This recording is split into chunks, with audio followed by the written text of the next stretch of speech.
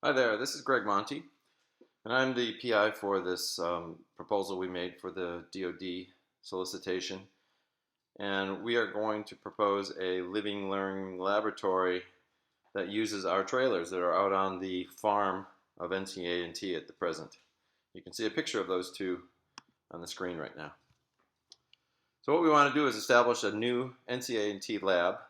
CERT owns these two homes. They were pre-built homes and are located out on the farm. They've been there for a little bit more than 10 years. And CERT would like to use them for research. It was previously used by Dr. Singh, who's since retired from NCA&T. And they're not being used at the present time. The houses are fully appointed with furniture and appliances, and the houses will be used in the Living Learning Laboratory L cubed for both research and education, primarily in building energy systems, and focused on improved energy efficiency. So we want to do research with HVAC optimization, which is a focus area of Dr. Tesoro, and do building improvements with studied for impact on energy efficiency. So we have a number of different opportunities in this area right now. So we want to establish this lab, brand new for NCA&T, and also we want to leverage other funding that's coming into NCA&T and the CERT, or Center for Energy Research and Technology. So right now we have the standard funding that we have is the NCDEQ CERT funding. Has a significant portion of the funding is in 2021 is to upgrade the houses. So we're using the monies that we receive from the NCDEQ, which comes through the legislature in North Carolina, and it shifts away. We want to shift away this year because of COVID-19 to do educational outreach in CERT, away from educational outreach, and do research in the energy space instead. The reason for this is that we really can't work closely with Guilford County Schools this fiscal year. So we want to redirect funds in this year, and I'm working with the NCDEQ to redefine those programs and projects. Secondly, we have NCDEQ federal funding that we expect to come very soon. I was requested by Sushma Mace-Moore to submit a couple of projects. So Ray and Dr. Gokuraju and myself got together and submitted two projects to the DEQ that's going to receive funding of about $4 million in a grant for about a year from a federal agency, particularly for low to moderate income households. So project one is mostly to effectively upgrade a residence for LMI households and how to do that most effectively and most cost efficiently. And we proposed that to use the CERT houses for that study.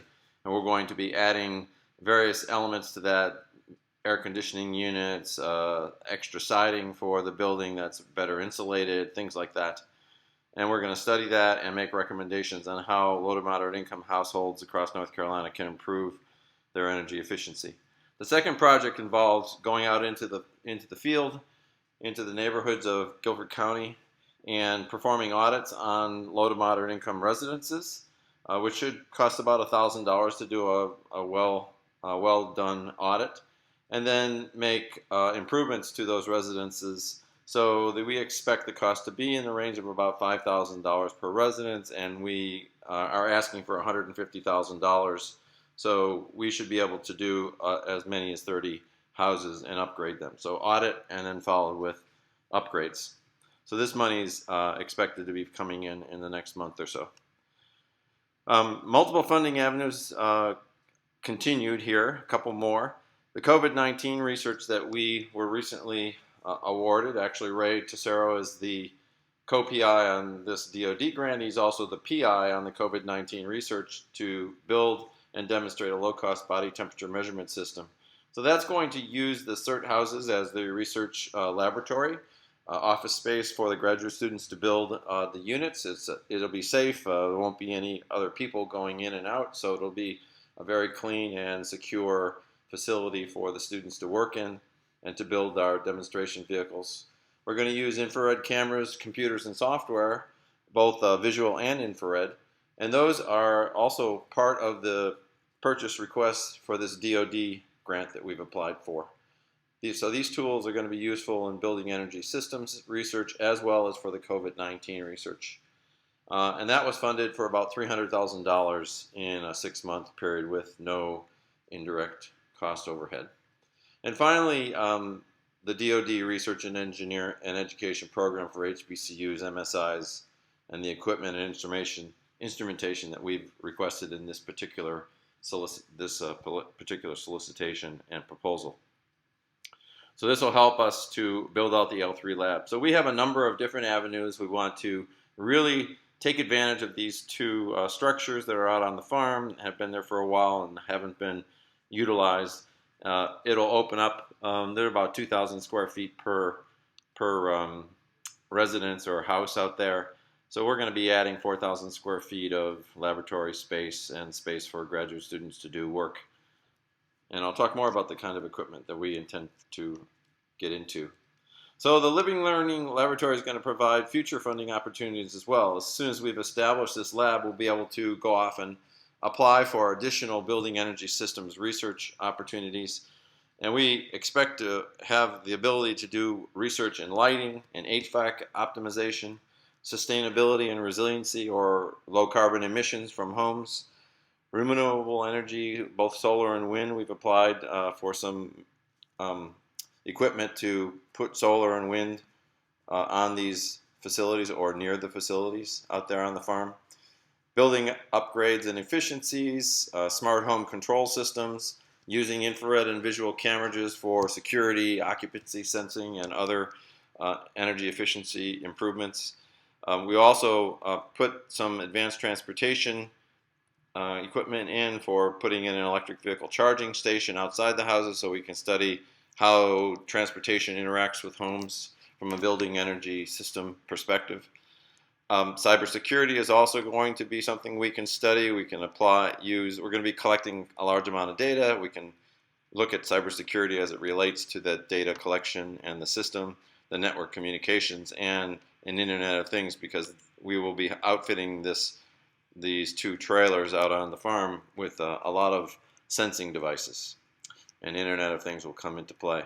And lastly, with all the data that we'll be looking at, we expect to be able to educate the students in machine learning and deep learning as it applies to building energy systems.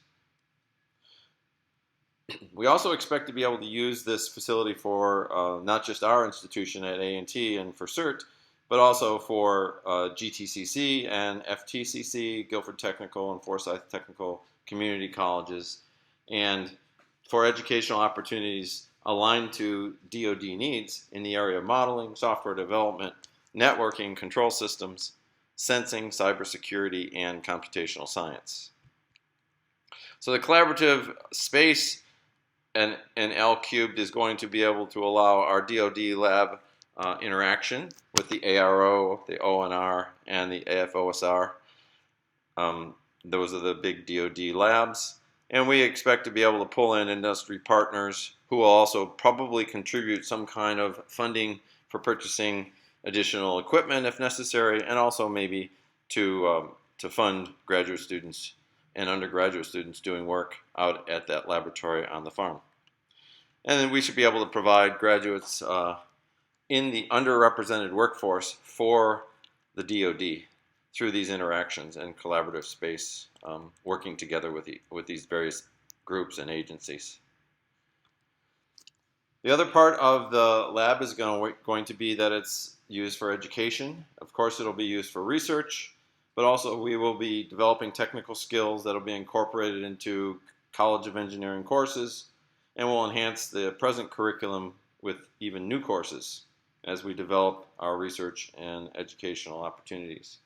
The Living Learning Laboratory environment will provide hands-on research and educational space for the NCA&T students, as well as the local community colleges, and STEM education will be enhanced for NCA&T with this new lab, helping to satisfy the workforce pipeline to the DoD through skills development. And lastly, I've copied from the 2-page or 3-page summary that had been submitted previously to DoD, the various pieces of equipment, including lighting systems and water systems, solar panels and wind turbines, various siding systems for the trailer to improve the efficiency, HVAC systems that are necessary to improve the HVAC supplies and air conditioning and heating for these 2 units. Putting in new windows, Bluetooth-enabled circuit breakers that allow us to control the circuit breakers remotely using Wi-Fi, infrared cameras, security systems, parking lot pavement, because right now it's just a dirt pavement in front of the building, and we'd like to upgrade that if we can with this grant. And then for COVID-19, we're going to be buying some UV contamination systems and some body temperature monitoring systems, which could be useful not only in the COVID-19 research, but also later on in energy efficiency research. To go along with this, we have to put in a number of automation systems, building automation systems from various companies, some workstations for computers for graduate students and undergraduates to collect data and do their research work on, some multi-course CPU servers, and a variety of sensors, as well as a data collection device. We also want to be able to control the HVAC diffusers in the building, so we're going to put in an automated lead diffuser listed there, and then some emulator software and some a curbside charging station level 2 for electric vehicles. And finally, we expect to have a cost of about $60,000 for the PI and 2 co-PIs for 1 month to cover the salaries, benefits, and indirect. I guess, and then, excuse me, I lost my train of thought for a second. And the graduate students will be hired with CERT DEQ money to help to bring up and install the L3 equipment. So we have enough money in the CERT budget this year to be able to focus some of the attention on bringing up this laboratory and making it fully functional within the next 8 or 9 months of academic year. So the total request for budget is about $414,000. And that's the end of my presentation. I hope that this fits the needs of this DoD solicitation, and that we get selected to be one of the people that submits a full proposal. Thank you very much on behalf of the co-PIs and myself. Bye.